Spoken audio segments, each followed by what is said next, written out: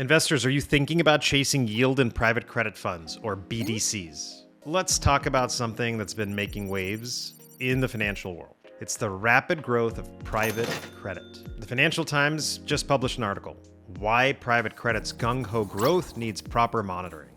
It raised some important points for me as an investor about yield, chasing it in this low interest rate or rising interest rate world. Private credit is booming, especially with traditional banks pulling back. They're not lending, not just to riskier businesses period. And so the investors are looking for higher yield, are turning to BDCs, business development companies, or private credit funds. Ares is a publicly traded BDC, business development company, the largest one with a $13 billion market cap. And so it's a perfect example for us to look at what investing in a BDC means. And that BDC, in turn, will lend its money to likely other lenders that do provide access to loans to small businesses around the US.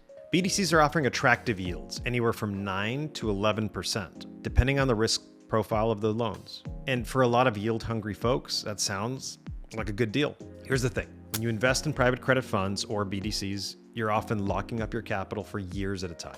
You're getting a higher yield, but you're also tying yourself to potentially liquid securities that are subject to market fluctuations. In the case of Ares, look at the long-term chart of this stock. Yes, it has treaded water at about $20, right? For as long as that chart can see. And, the only fluctuations really are the meaningful fluctuations have happened during serious downturns like the financial crisis or COVID, which is to be expected. But the stock still does fluctuate on a daily basis. And when you need to liquidate that security for whatever reason, it might so just happen that you could lose 1, 3, 5, 10%, depending on what's going on in that particular situation. So you can see swings in value, and in some cases, your access to liquidity could be limited in private credit funds when you need it the most. And so that brings me to an alternative that's close to home. Cardiff's corporate notes. Listen, we pay 15% interest to our investors,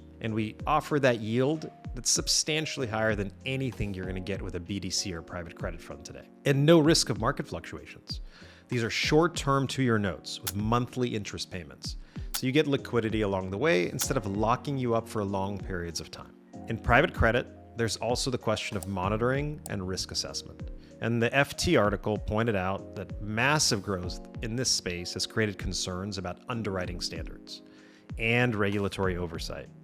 No secret that the rush to lend to riskier borrowers leads to potential defaults, especially in a market downturn. Cardiff, on the other hand, has been doing this for 20 years, and we have a proven track record with 2 times coverage of receivables to notes.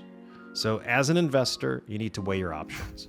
You can go for the higher risk, longer term private credit funds or BDCs, where you might be chasing yield at the cost of liquidity and market stability, or you can put some of your money to work in Cardiff's notes, where you'll get a solid 15% yield, monthly payments, no volatility, and a short 2-year commitment. Chasing yield doesn't have to mean locking up your money in something risky or liquid. Cardiff's notes are designed to give investors like you the best of both worlds. High yield without long-term constraints. Next time you're weighing your options, ask yourself, would you rather take on more risk for less return, or earn 15% with the confidence that your investment won't swing with the market?